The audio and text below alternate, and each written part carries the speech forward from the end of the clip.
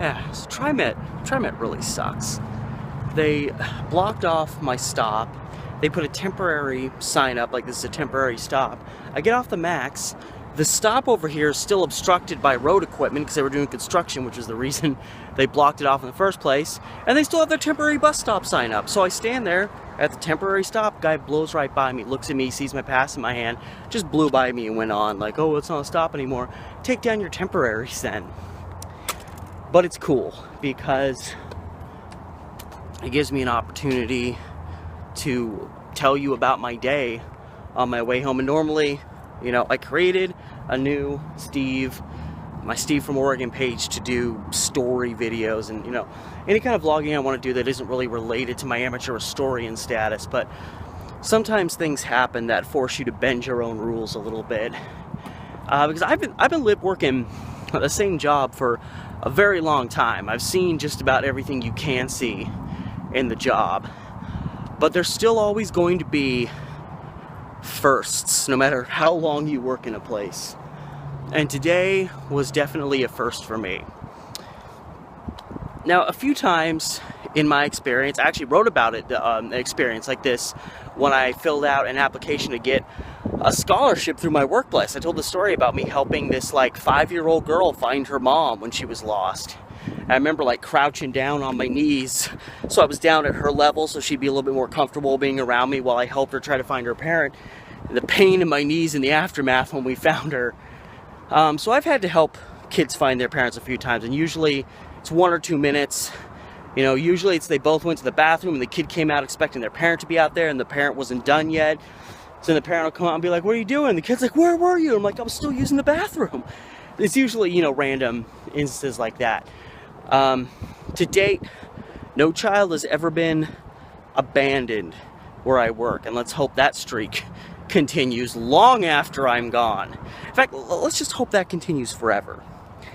But anyway, it's today, Sunday, the third day that Avenger Endgame is running. We had 50 shows of it today where I work, and I was up at 6 o'clock in the morning so I could get there at 7:30 to work a really early shift for the second time this week. And about 1:15 rolls along, so I'm getting pretty wiped out by this point. And I'm walking down the hallway, and suddenly this woman walks up to me, and she has a child with them, who I guess probably about 12 years old.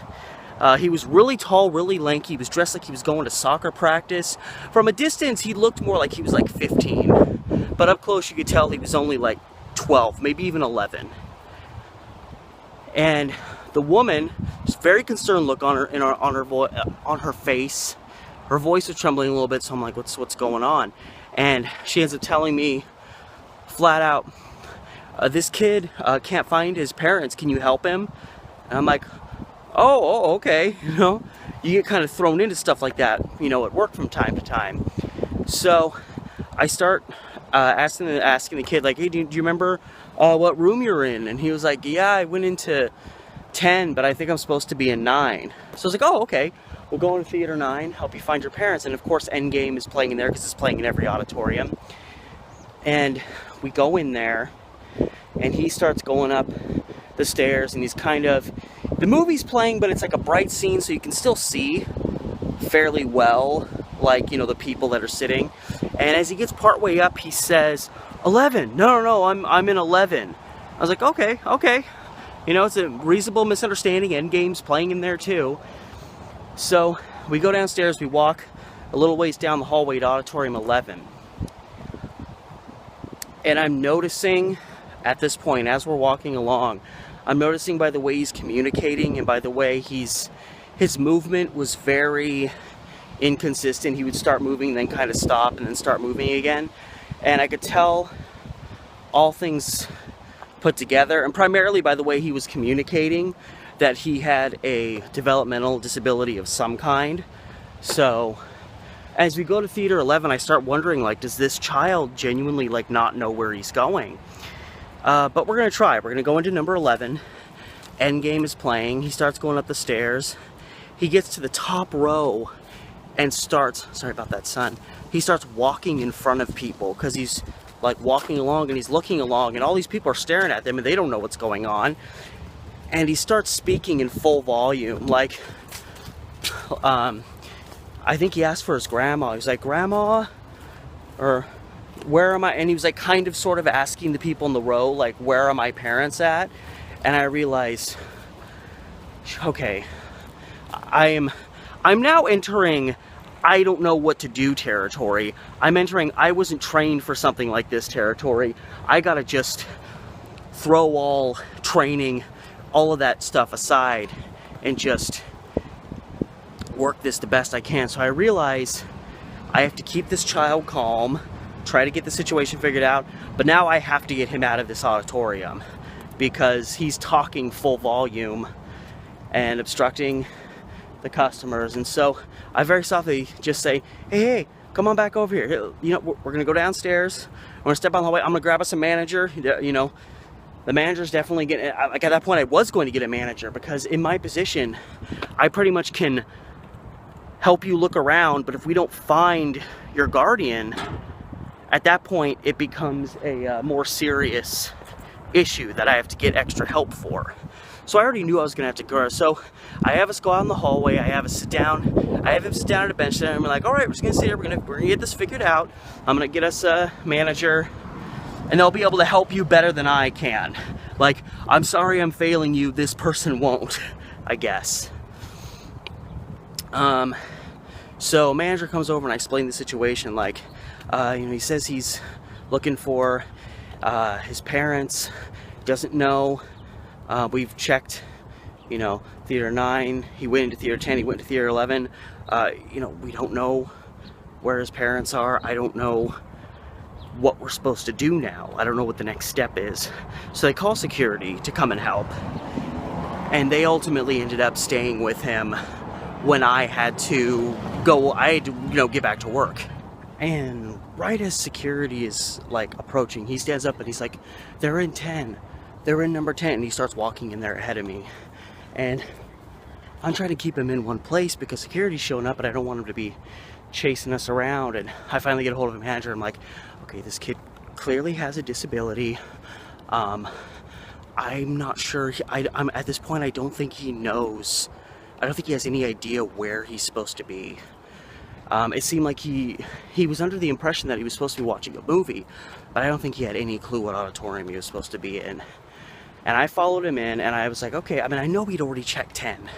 I think he was just trying to, find a solution to his predicament of being separated from his parents. So I follow him into 10, I let them know that's where he is, that's where I'm going, that's where he's in security. I let him check, I just stayed by his side, you know, in case any issues arose. And then finally security came in from the other side, and they went out with him.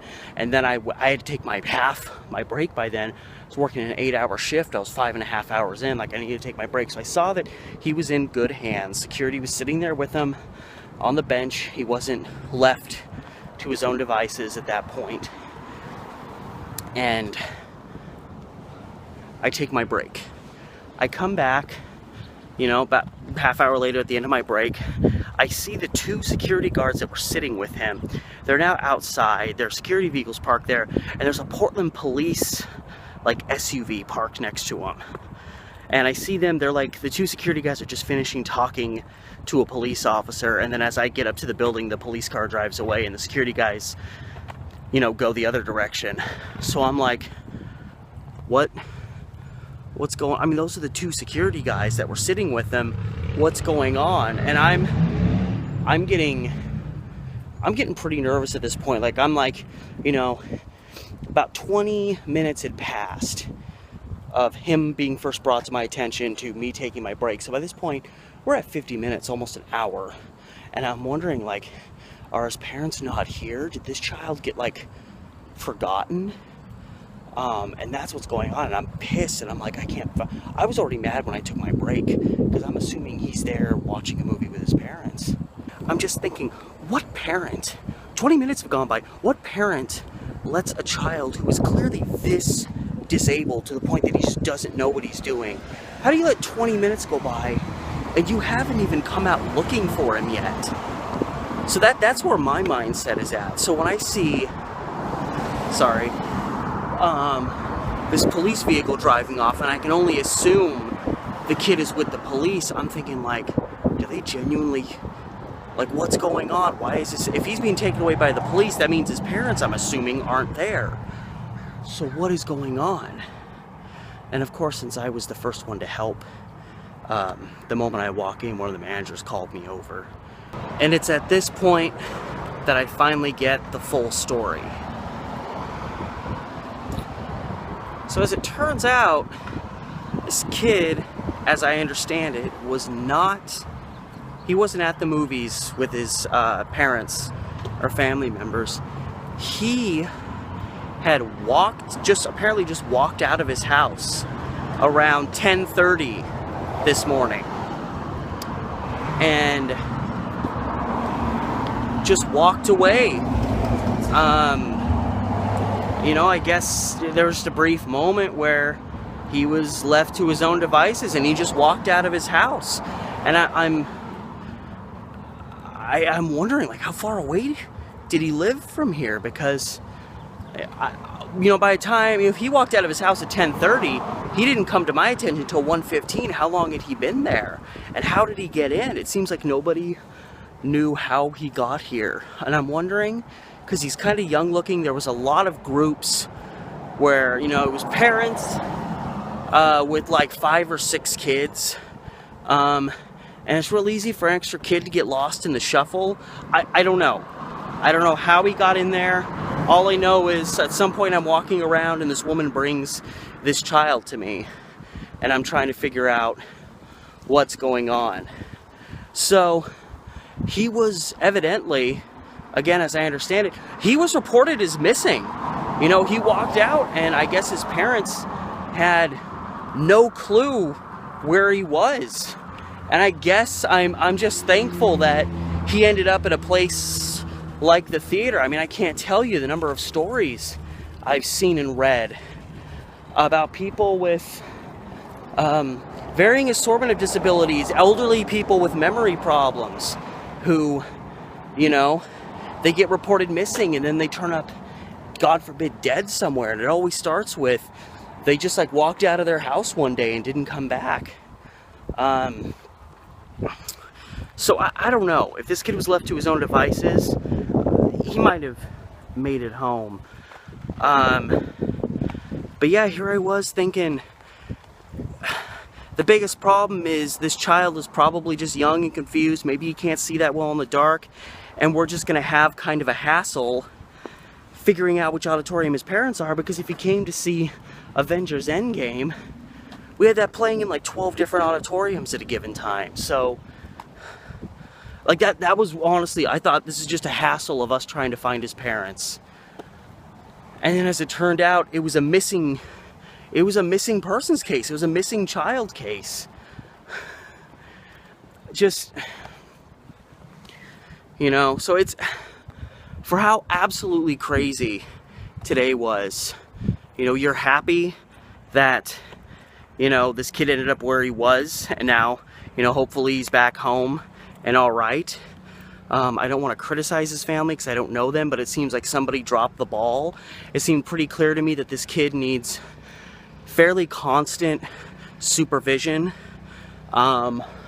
especially if he's just going to up and walk out of his house like that. Again, I don't know the circumstances. I don't want to harp on his family because they were probably real scared and real freaked out today, but stuff like that, I'm sorry, it shouldn't happen. That's really the moral of the whole thing, is that this shouldn't have happened today. I'm just glad the kid's okay and hopefully lessons were learned. And yeah, that's how my work day went today. See you later.